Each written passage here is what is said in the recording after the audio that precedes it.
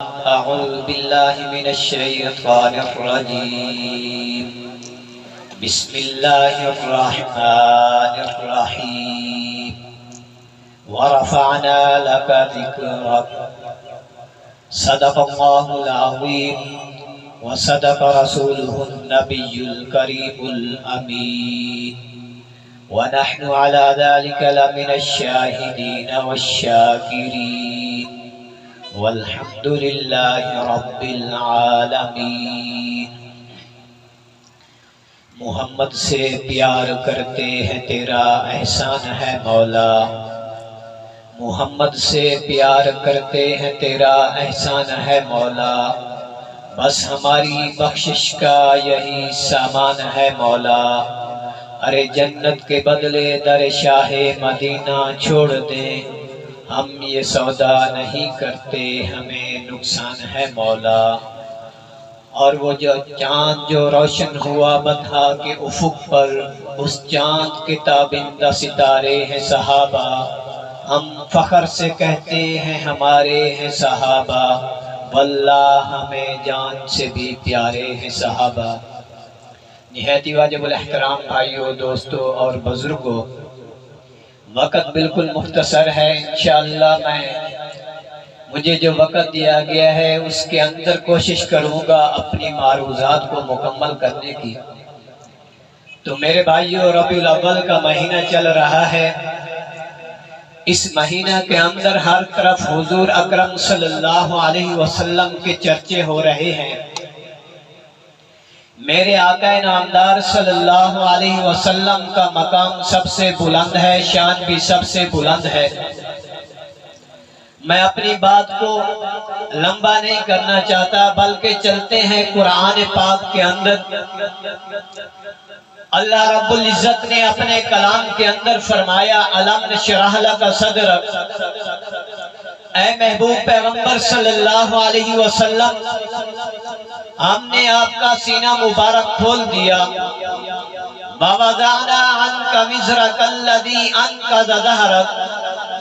اے محبوب پیغمبر صلی اللہ علیہ وسلم، ہم نے آپ کی کمر سے وہ بوجھ بھی اٹھا لیا جس بوجھ نے آپ کی کمر کو جھکا کر کے رکھا ہوا تھا. وَرَفَعْنَا لَكَ ذِكْرَكَ. اے محبوب پیغمبر صلی اللہ علیہ وسلم، ہم نے آپ کے ذکر کو بھی بلند کر دیا. اللہ رب العزت نے اپنے اس کلام کے اندر فرمایا، الم نشرح لک صدرک. اے محبوب پیغمبر، ہم نے آپ کا سینہ مبارک بھی کھول دیا. وَوَضَعْنَا عَنْكَ وِزْرَكَ الَّذِي أَنقَضَ ظَهْرَكَ.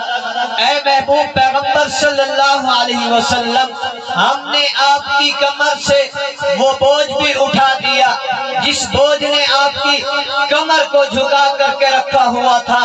وَرَفَعْنَا لَكَ ذِكْرَكَ. اے محبوب پیغمبر، ہم نے آپ کا ذکر بلند کیا، لیکن آپ کی وجہ سے بلند کیا ہے. یا اللہ، ہمیں اس چیز کی سمجھ نہیں آتی.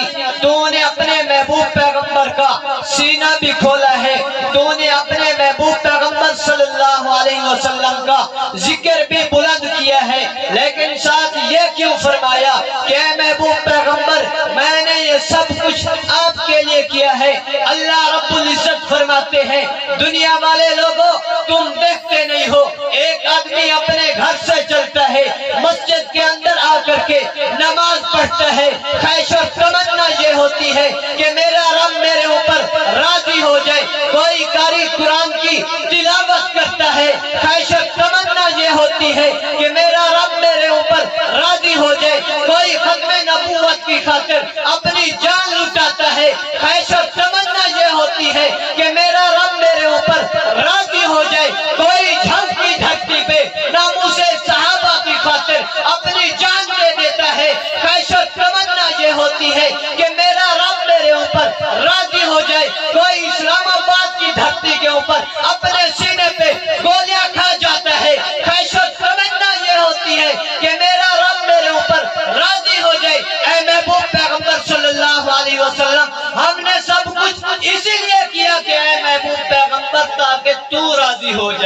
نعرہ تکبیر، شان محمد مصطفیٰ، عظمت محمد مصطفیٰ، مقام محمد مصطفیٰ، شان صحابہ، عظمت صحابہ، کربلا کا شاہ حسین۔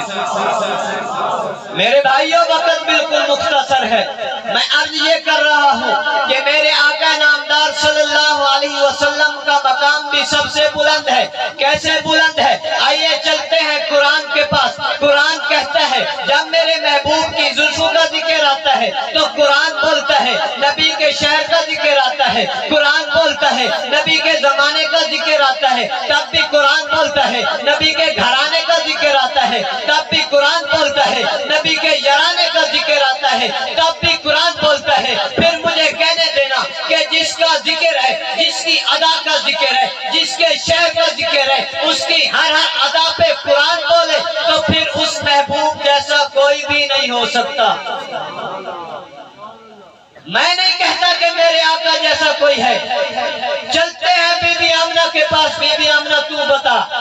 بی بی آمنہ چہرے پہ نظر گاڑ کے کہتی ہے کہ میرے بیٹے جیسا کوئی بھی نہیں ہے۔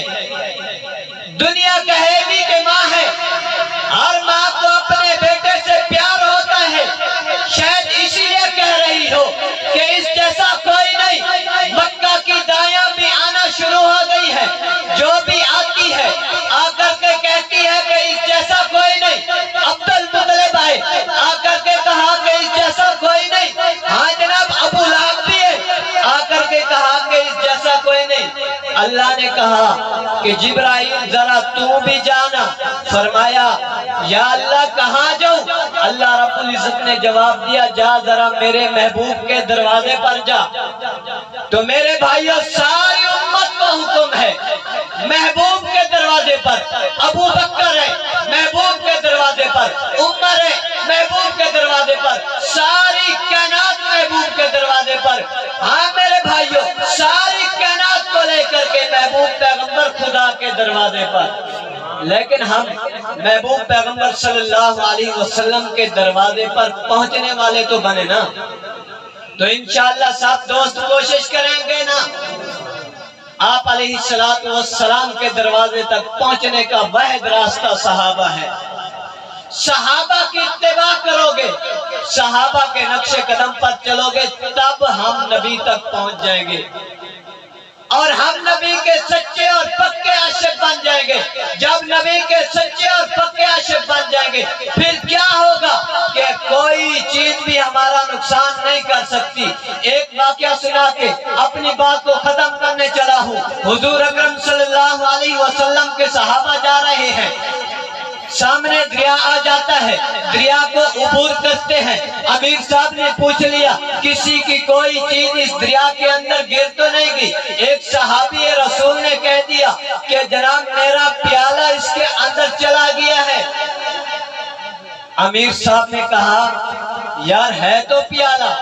صحابی رسول نے جواب دیا بات پیالے کی نہیں ہے، بات نسبت کی ہے، نسبت کی۔ اس پیالے پہ ہونٹ آقا نامدار صلی اللہ علیہ وسلم کے لگے ہیں۔ اس امیر صاحب نے دریا کو آواز لگائی، دریا نے پیالہ اٹھایا اور اس صحابی رسول کے سامنے پیش کر دیا۔ تو میرے بھائیوں یہاں ذرا توجہ کرو، وہ دریا کی لہریں بھی نبی کے صحابہ کا حیا کرتی نظر آتی ہے، وہ دریا بھی نبی کے صحابہ کا حیا کرتا نظر آتا ہے۔ کیوں حیا کرتا نظر آتا ہے؟ اس لیے کہ ان صحابہ کی نسبت حضور سے ہے، لیکن آج کل کے کالے حضور اکرم صلی اللہ علیہ وسلم کے صحابہ کو نہیں دیکھتے، صحابہ کا حیا نہیں کہتے۔ کیا ان کو نہیں ہے معلوم کہ ان صحابہ کی نسبت حضور سے ہے؟ حضور اکرم صلی اللہ علیہ وسلم کے صحابہ جا رہے ہیں، افریقہ کا جنگل آ گیا سامنے۔ لوگوں نے کہا کہ یہاں ٹھکانہ نہ رکھو، یہاں جنگل کے درندے بڑے خطرناک ہیں۔ بہرحال میرے بھائیوں ربیع الاول کا مہینہ ہے، حضور اکرم صلی اللہ علیہ وسلم کے صحابہ نے آواز لگائی.